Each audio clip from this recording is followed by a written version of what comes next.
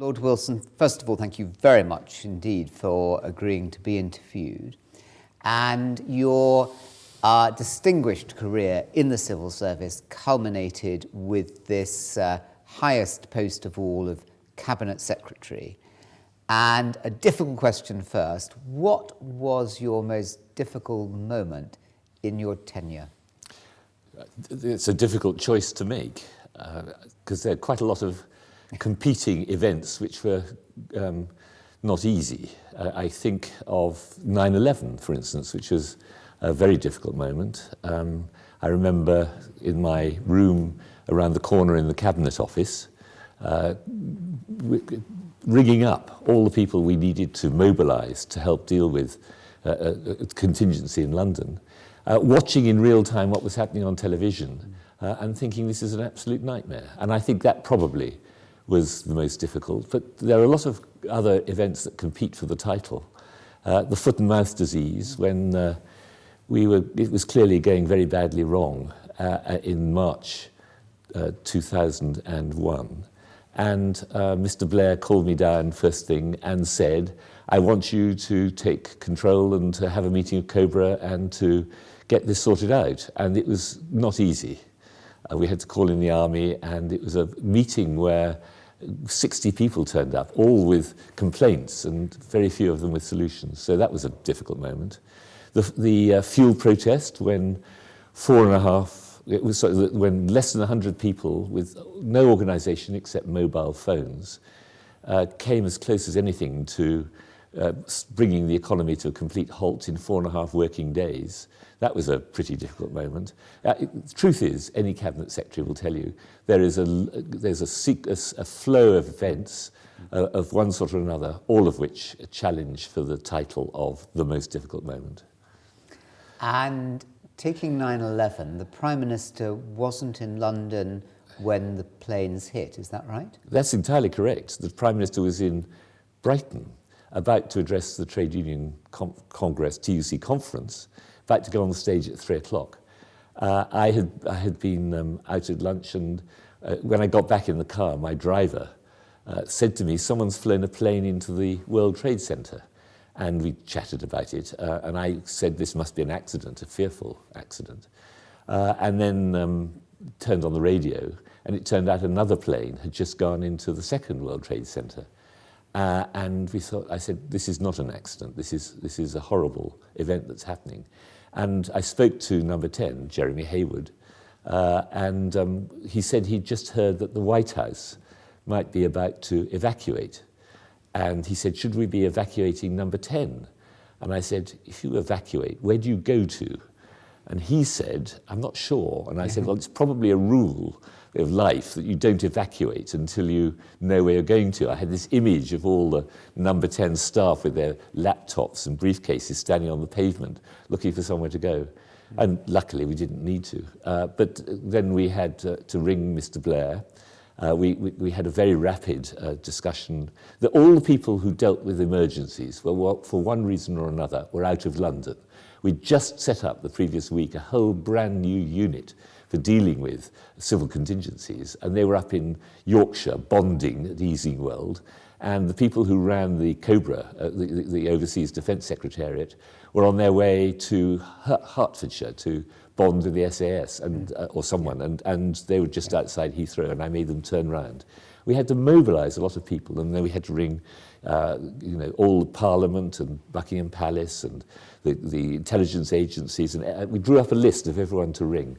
And had to mobilise quite a big immediate plan of action, which we put to Mr. Blair rapidly on the phone, for banning aircraft over London, because we had no idea if we were about to be attacked. I kept looking out of the window across Horse Guards there, thinking, looking for a plane about to approach and going for this room. So it was a scary moment. So what exactly is the role of Cabinet Secretary at the moment of grave national crises?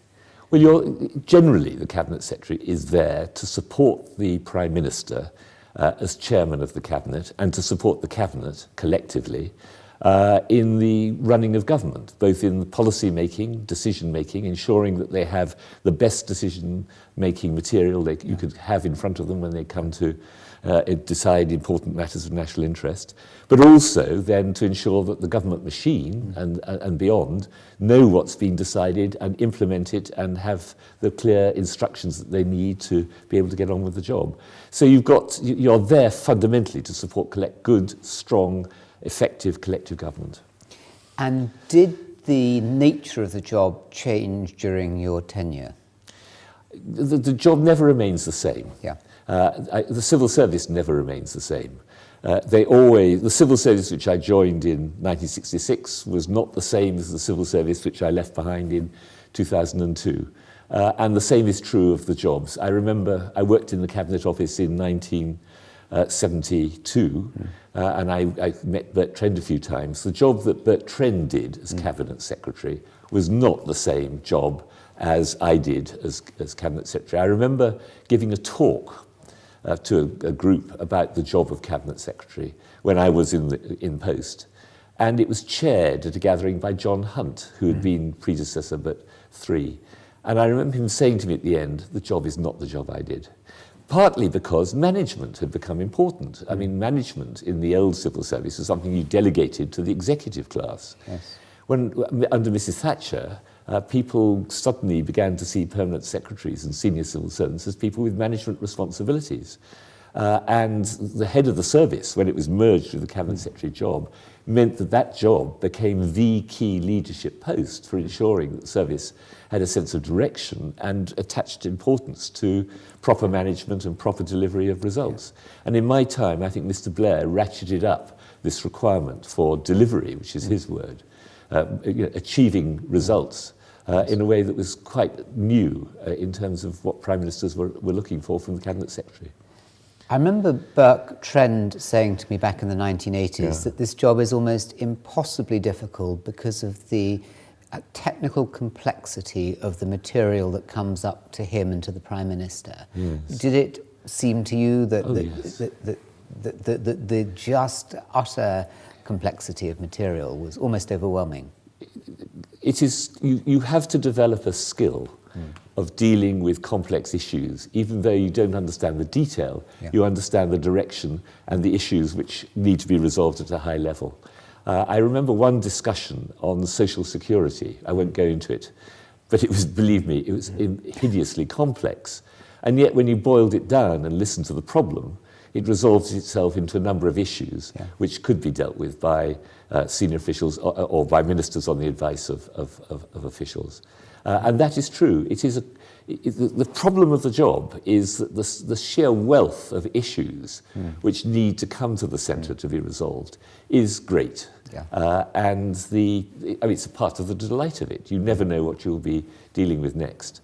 And the challenge of getting it right and getting the key pieces of information together in a form which ministers can absorb, assimilate, and give a sensible decision on is hugely challenging, but also very rewarding if you get it right. And did you look on your own appointment at a job description of what the Cabinet Secretary does, and did you follow that, or is it just much more amorphous? I came to the job having worked quite closely with Robert Armstrong and having worked with Robin Butler, and both in the Cabinet Secretariat, where I'd worked for Mrs. Thatcher for 3 years, but also as one of his permanent secretaries for 5. So I knew roughly how Robin did the job, I knew how Robert had done the job, and I took up the reins with my own conception of what the job was, and of course, as Harold Macmillan would say, events, dear boy, then dictate. And you actually have your priorities, the things which you must do and which you wish to ensure that you don't lose sight of. But you also have the day-to-day, the things that go up and down, not necessarily forward, which you have to attend to, and the routines. There's a rhythm to the life at the centre, which no doubt is different under different prime ministers, but there's always a rhythm to the week, a structure to the week, with PMQs in the middle and meeting of cabinet. It's an appointed time, and Mr. Blair used to see for an hour every Monday for an hour, just to go through the current issues in government. And that kind of structure shapes your life, and then within it, you have all sorts of things you have to fit in, like permanent secretaries on a Wednesday morning at 10 o'clock. Those things I knew. What you don't know is what life will throw at the government and throw at you in the post. So there's the job of the management of the civil service, which Yes. has changed probably quite a lot over the last 30 years. Yes. And then there's the job of organising cabinet, Yes. cabinet meetings that probably changed less. Well, the only thing that has really changed that side of the business is the pressure of the media. Because if you're a good civil servant, good bureaucrat, to use that word, which is a word of praise, you remember, not condemnation. If you're a good bureaucrat, you would like ministers to take their decisions on the basis of a best statement you can put together of the facts, of the options, the arguments, the costs, all the considerations, and for them to have sufficient time to reflect and to discuss so that you ensure you've got proper collective involvement in the decision, and then you take the decision and announce it. That's what your heart yearns for. But of course, in an age when the media are bellowing through breaking news and through the headlines of newspapers, what the issue is, governments have to be much speedier than that. And that change, the pressure of the media for answers and for government action and announcements is one that is now with us to stay and has been, I think, with us for a decade or more, or longer than that, 15, 20 years. But it's grown and it does alter the way in which you do business and the capacity of the machine to provide ministers with that kind of service. Yes. But I'm out of touch now. I don't know how the machine the government machine grapples with that problem. But it is still, to my mind, a matter of public interest that ministers should have long enough to acquaint themselves with the issues and to make sure that they take their decisions on an informed basis rather than shooting from the hip. It's not in anyone's interest that they do that. And did the pressure of the 24 hours news media intensify during your 4 years in post as Cabinet Secretary? I can't objectively measure it, but I think it did intensify. And Alistair Campbell, who was very astute, I think in his own way, brilliant at handling the media, had his own philosophy of how you dealt with it, I used to debate with him the issues I'm talking to you about now, and we had to compromise, because he would want immediate decisions, and I would say, this is actually a complex issue. If you get it wrong, you're going to make things much worse for yourself. And he had a view, which he should speak to himself, that it's sometimes a bit like a soap opera, because what the media need is a story that goes on for 4 or 5 days. Each day they can cut and paste quite a lot of it, but there's a twist which they give it at the beginning. And the job of a good PR man, Director of Communications in Number 10, is to help the press write the next stage in the soap opera, rather than letting them do it themselves, because if you help them write it, it may be more congenial to the government.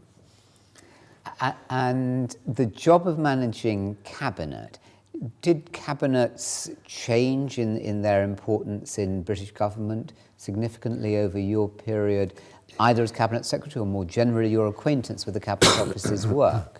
Yes is the answer. I think Mrs. Thatcher, I think there's been a tendency over a long period of time for the role of cabinet to become more one of a weekly meeting of a group of colleagues who are close together and who need to have a common vision and a common view and need to cohere, than of a major, the top supreme decision-taking body. But Mrs. Thatcher was very punctilious about using cabinet and the cabinet committee system. The image she has of someone who drained the power away from it is not fair. And she was, if you said to her, this is something that should go to LG committee or something, she would say, of course, and she'd accept your advice. And cabinet itself was one which I used to minute all the domestic business in cabinet in the late 80s.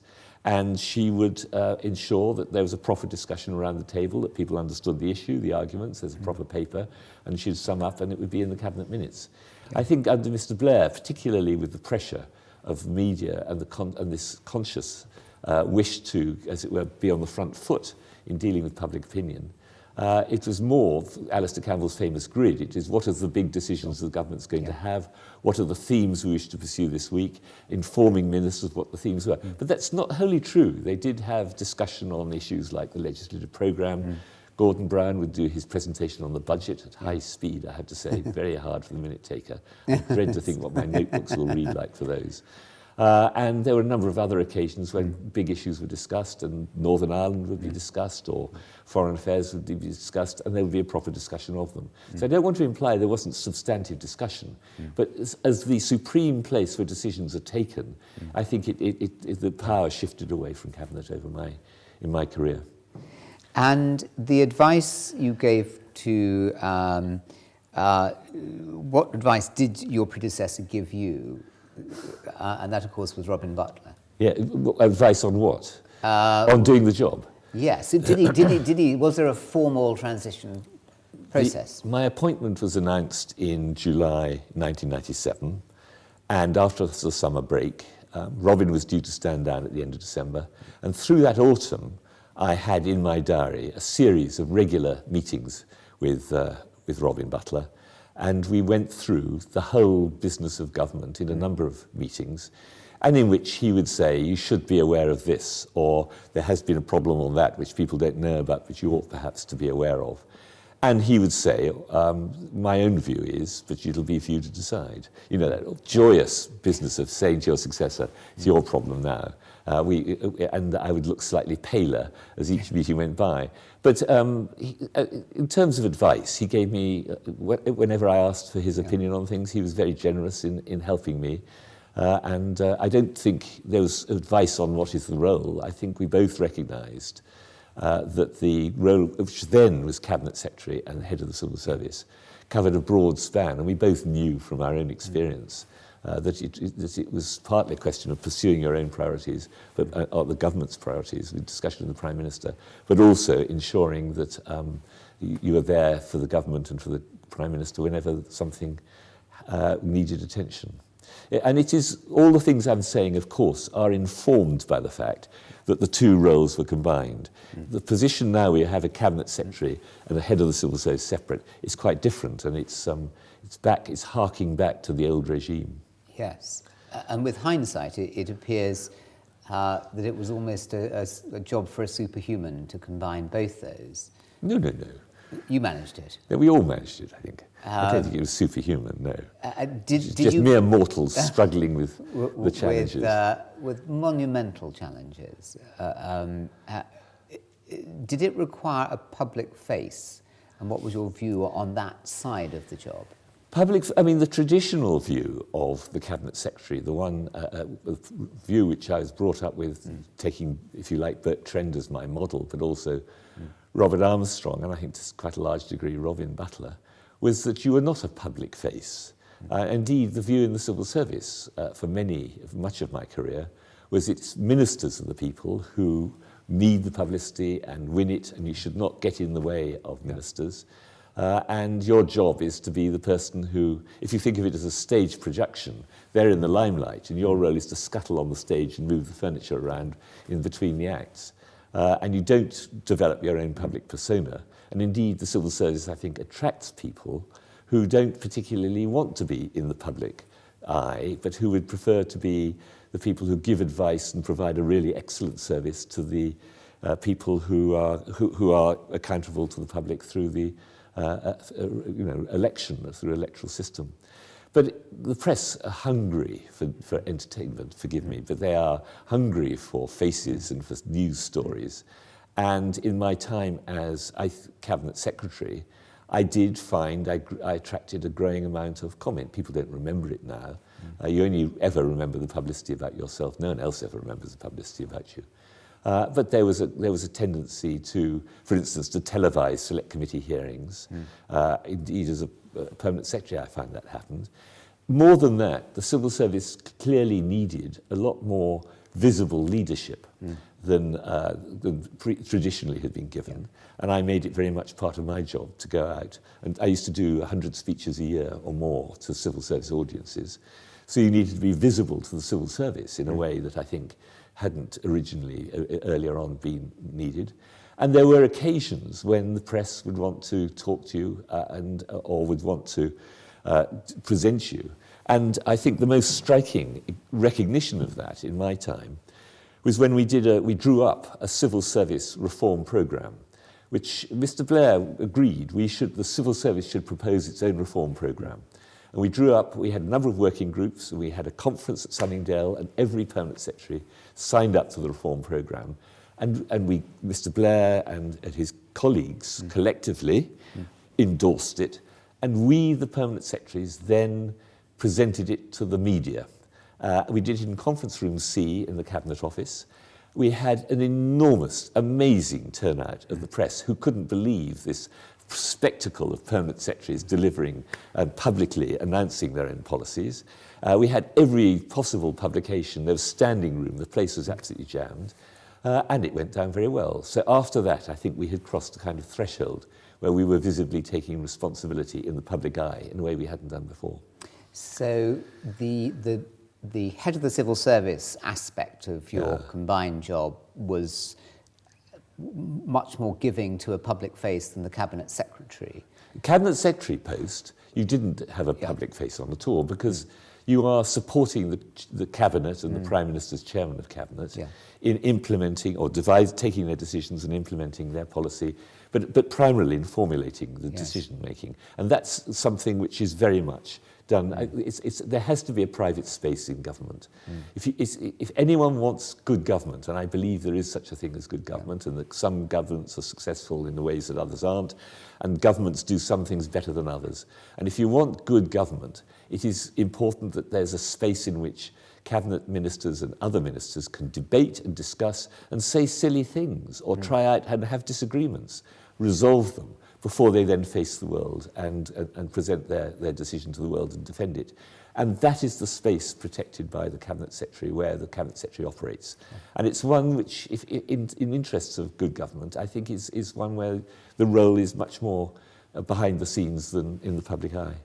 So the notion of collective cabinet responsibility is still very much a desirable facet, quality of British government life. Of course. I'm never absolutely clear where we are with collective responsibility at the moment, but my orthodox view is that ministers should have a chance to influence decisions before they're taken, and the cabinet committee system should be drawn up in a way which represents the full spread of spectrum of opinion in the government, and that everyone should sign up to the structure of decision taking. But once a decision is taken, everyone should assemble behind the decision, and they should defend it or resign. If you can't live with the decision, you shouldn't be part of the government. And that is sensible in our two-party system or three-party system where you have fierce opposition. It makes sense to have the government being coherent, and it's good once you've had a decision that people mobilise behind it and try to make an effort. If they've got it right, they need to be foursquare behind it and not still squabbling after the event. But coming under a great pressure with the media avid to find dissent, how did one get around that? I remember an earlier cabinet secretary described to me how difficult it was to keep divisions out of the late editions of the Evening Standard that day. Looking back, it's not a problem. I can recollect episodes when people would brief against the decision that had been taken. And occasionally there'd be witch hunts, and you never found out who did it because they would never leave fingerprints. On the whole, though, I think in the Blair years when I was there, and indeed certainly in the Thatcher years when I was in Cabinet Office, I don't believe we had a major problem with collective responsibility or with holding the line. People knew what the line was. The very fact that if they broke the ranks and talked against it afterwards, and it became a matter of comment, proves the rule. And that therefore speaks of the need to have secrecy in government and privacy and 30-year rules or a set period in which divisions are space closed. Where civil servants can give their advice and where people can have discussions and disagreements. I can remember all sorts of arguments in, say, the Thatcher government, where people would try out ideas and then be encouraged by their colleagues to stop it. But it's important that they've had the chance to air it. And it's important that they should, and I think you're more likely to get a good decision if there's a group of people, big enough group of people, who are likely to raise all the points that could be raised, and where they can argue it out and come to a conclusion which is summed up and everyone assents to. you're more likely to have a good decision than if it's something that's in the public eye. If it's in the public eye, you'll drive the arguments off paper into the corridors, into the sort of whatever, the inner recesses, and you'll drive it into small groups. And in small groups, you tend to have fewer people able to contribute. You're less likely to get every argument. They'll be more likely that the small group consists of like-minded people, so you won't have the challenge which you need to have for good decision-taking. And I think that you will get less good government. It's a choice. And does a Labour cabinet feel differently to a Conservative cabinet? Yes, but it may just be personalities and at different periods. But it felt different in some ways. I mean, Mrs. Thatcher was very, and it may be personalities, different generation. She was very formal. No one went into the cabinet room before she went into the cabinet room. Everyone hovered outside, no coffee or tea then.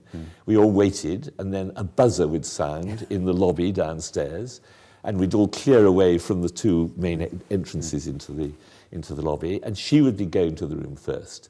And then there would be a slightly unholy rush to get into the room after her, because she would sit down, put her handbag down there, put the papers in front of her, and be ready to start the meeting while people were still getting through the door. And there were occasions when she would say, well, I think this is a terrible paper. I mean, it's quite clear we shouldn't be doing this. We should be doing X, Y, and Z. If you were the minute taker and you missed X, Y, and Z, or if you were responsible for minister, missed X, Y, and Z, you had but that was the way she did it. And she was, and sometimes she was very formal. I'm being slightly unfair, but she would call everyone Secretary of State, and you'd give her an order in which she should invite people to speak. On occasions, if she thought she was going to have trouble, she'd asked for the people who are going to be difficult to be sandwiched between two heavyweights so that they would, as it were, sound as if they were isolated. And she would manage the meeting, and she would be she's got a stereotype which is not helpful in terms of history. She was much more interesting and subtle, and much more cautious and much more unsure ever of winning than people attribute to her. But that was her style. Come to cabinet with Tony Blair, we'd have coffee and tea outside the room, the cabinet doors would be open, people would saunter backwards and forwards, they'd put their papers, you'd still have a plasmor, you'd still have seating plan. People would put their papers on, they'd go back, they'd do business in the corners of the room, and Tony Blair would be having a bilateral with John Prescott in his study below here, and would sort of saunter in eating an apple in his shirt sleeves. And I remember watching the first time and thinking, this is a different generation. This is Prime Minister as Hamlet, this is, I don't know. Yes. And the Cabinet Secretary always on the Prime Minister's right? Always, yes, the Prime Minister sits there. Yeah. My first morning when I was head of the Economic Secretariat, I had a half-hour handover with my predecessor, and I said to him, any tips for dealing with the Prime Minister, because she had a reputation. And he thought for a moment, he said, well, you'll be sitting next to her, and she will put her handbag down between her chair and yours, and you'll be sitting down after her. Don't get the legs of your chair mixed up with the straps of her handbag, because if you do, and at the end of the meeting, she likes to reach down, pick up her handbag and say, we've got to get on with business. And if you spoil the exit because you have to unwrap it from your chair, she really won't like it. Important governmental matters. Yes, these are small things, but they add colour. That they say a lot about people. And with Tony Blair, does the Cabinet Secretary ever make interjections? I've always taken the view that you don't. You're not elected. You're not a minister. You're there to serve them, but you're not there to express a view. And I don't think, probably there'll be people who rush forward and say, I got it wrong. I don't recall saying anything, unless it was a very strict, he said, are we meeting next week on this? And you'd say yes, or you might say something briefly, but on the whole, you would not use your voice. In cabinet committees or other meetings, Mr. Blair would occasionally appeal to me to say something, and I would occasionally do that. But on the whole, I leant very heavily against it. Because you're not a minister, you're not elected, you're not accountable, you're there to support them. You're not there, as it were, as a major player. And if you start intervening, you're taking on a political role. And if you spot somebody on the other side of the table who wanted to speak, would you pass notes to Mr. Blair? I'd pass notes, yes, absolutely. Yes, very much. And there was one awful occasion with Mrs. Thatcher when someone was in the room and I had no idea who they were. I suddenly saw them in the meeting and I passed a note to the Prime Minister saying, Prime Minister, I'm not sure I know the person sitting at the far end. And she looked and she said to me, I don't know them either. So we had to stop the meeting and they'd actually come to the wrong meeting. And they very sweetly said, I came to see, I think, Brian Griffiths in the policy unit, but I thought this is so marvellous, I'd stay. Did Tony Blair enjoy cabinets? Would he expand or would he rather dread them, or did it depend? I don't think he dreaded them, but I don't think he relished them particularly. I think they were not his style. His style was one-to-one, terrific persuasive power, or small groups. But I don't think he particularly relished it, but you had to ask him. Yes. And the lengths, the coming down from 2 cabinets a week to 1, was that a significant?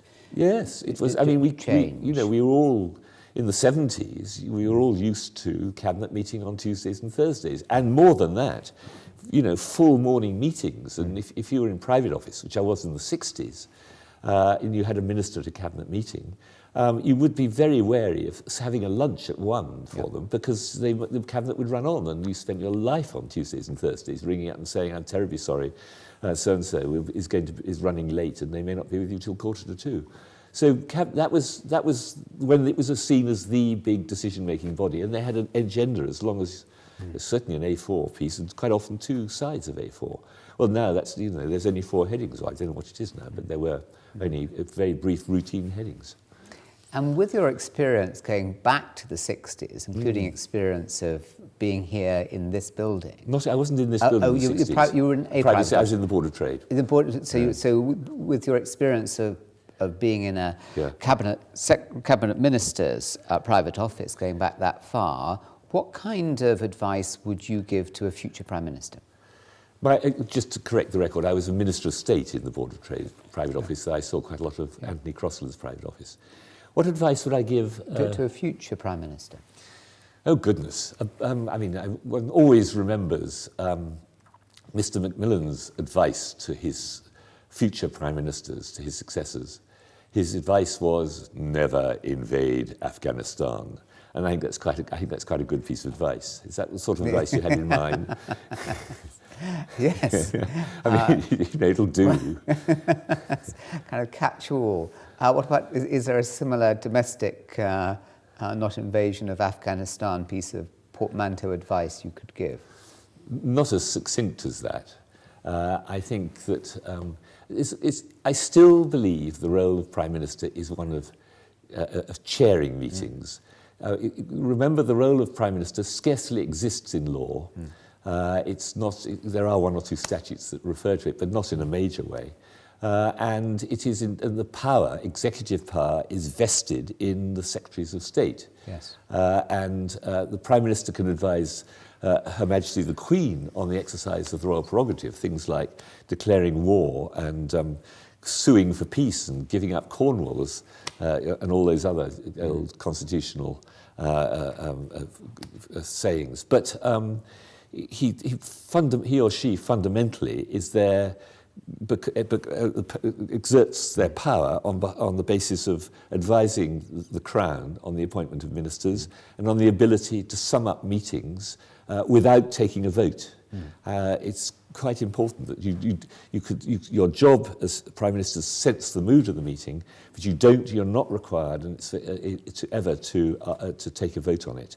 And that gives you considerable leeway, because if you are strong enough, which occasionally Prime Ministers are, to sum up in a way which is completely contrary to what everyone else has said, but they're not going to challenge you, you can get away with quite a lot. So you're powerful, you're influential, but you're not a formal formally, you're not the CEO. And I think Prime Ministers need to remember that they are there to chair the meeting and to stand one, and to let their colleagues shine, and to let their colleagues take the responsibility, and that they are there to intervene and to take control when it requires the Prime Minister, but not to devalue the currency by trying to be in charge of everything and present themselves as being in charge of everything. If you do that, you'll lose status as Prime Minister. That's what I'd say to anyone. Sound advice. Whether they'd listen, of course, is a completely another matter. Of course they'd listen. Of all the people you met in your period as Cabinet Secretary under Tony Blair, impossible question this, but who was the one who personally intrigued you the most? In my time as Cabinet Secretary, Tony Blair, well, I think Tony Blair himself is endlessly intriguing, interesting character who presents himself, and at some level is the most good-natured, easygoing chap. I never saw him angry. And I've been more blunt with him, I think, than any minister. You've been very direct with him. And he accepted that and didn't hold it against me. And so, but equally, he's a man who, with vision and a kind of sense of his own role in history, who's driven to hurl himself at challenges which have defeated previous generations of politicians, making the Labour Party elected or electable, or Northern Ireland, or Kosovo, which is kind of Balkan Northern Ireland, or the whole Afghanistan, or Sierra Leone, or Iraq. His career was a whole succession of growing levels of challenge where he got growing confidence. That's a whole side of him, which is quite different from the easygoing, good-natured chap. And then he could also be ruthless, as any Prime Minister has to be. You know, the second time Peter Mandelson went, he was absolutely like stone. He knew it had to happen. All those different people kind of coexisting within one person, those different sides of his personality, constantly interesting. And did you have a sense that you were dealing with somebody who was a real figure in history? Does it feel like that at the time when you're here at the heart of decision-making, or is it all rather prosaic and... No, you're conscious that it's very unusual to be Prime Minister. Very few people get there. And the people who get there tend to be unusual, however much they may present themselves as someone who'd buy you a pint in the bar. They are actually usually quite exceptional. So you do, and it's the building. You know, you're in the room where Britain ran an empire from the cabinet room, and people, generations of ministers and generations of civil servants have sat in that room, each of them in a different context, a different time, different political circumstance, wrestling with the challenges of the nation. And all those challenges change. The sense of being part of that history just imbues it anyway. Yeah. And are the people who rise to the top of the civil service as unusual as those who rise to the top of politics? Civil service is much more, is a selection process which goes on for a much longer period. And it's sort of, it will rule out the wholly exceptional character. I think we're much more middle of the road, orthodox, serviceable people for any government. And that's not you being modest? No, it's true. You still have to be pretty extraordinary. If we look back at these cabinet secretaries since the war, Bridges, Norman Brooke, Buck Trend, a particular hero of yours, I mean, they were pretty special people. They were wholly. The service attracted remarkably highly talented people, and they had a huge degree of commitment, and they were, in their own way, all of them outstanding. I think the service did the country very well in bringing them forward. Is it still attracting such? I believe so. Distinguished people? So. I think absolutely. I think I till recently was master of a Cambridge college. I do my best to recruit for the service and make sure people who I think have got the temperament and the skills to try and interest them in applying. And a number of them, I'm pleased to say, have succeeded. They're terrific. I mean, my goodness, they are really first class. The generation of people, generation coming through now, are a really excellent generation, and they are very talented. They work very hard. They're full of interesting interests and other activities in their lives. I think we should be very proud of them. Now, the final question is one that, in a sense, we've already covered, which was the most memorable event or incident, and you mentioned 9/11 and foot and mouth and the fuel problems. Are there any other events, incidents that happened while you were Cabinet Secretary that we haven't covered, or anything else you'd like to say about any of those? Oh, there's so much jostling. Can I give you two incidents? Of course. Over a long period of time, which are two sides of the same coin. I remember when I was in the Cabinet Office in the early 70s, being at my desk. I had my feet on my desk, to tell you the truth, and I was discussing a problem, quite a difficult problem with a colleague. And there was a bang, an explosion up Whitehall, and I can remember the windows rattling in their frames. And it was the first IRA mainland bomb outside the recruiting office, just off in Whitehall Place, just opposite the theatre. And that was a watershed moment for us, because it was the beginning of the IRA problem becoming something on the mainland. And then I contrast that with an incident that was as near as anything 30 years later, when I was talking to my private secretary in the room outside, just in the Cabinet Office, and looking out in the garden of Number 10, and Mr. Blair's children were playing skateboarding. They were going up, they had a plank on a barrel, and they were going up the plank, and then it would tip and it would go down the other side. And there were Jerry Adams and Martin McGuinness watching them, and then Jerry Adams saying, let me have a go, and actually falling quite badly. However, but I just thought those two events, the sort of bookends of the Northern Ireland story, I think, for my generation, Northern Ireland was one of the big themes running through it.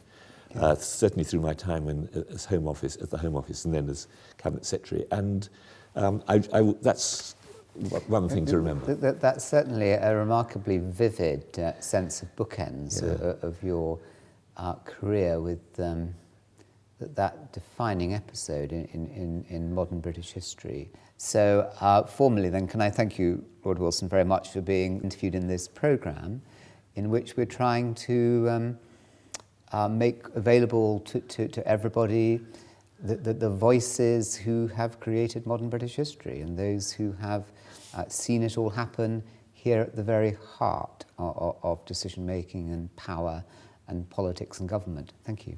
Thank you very much.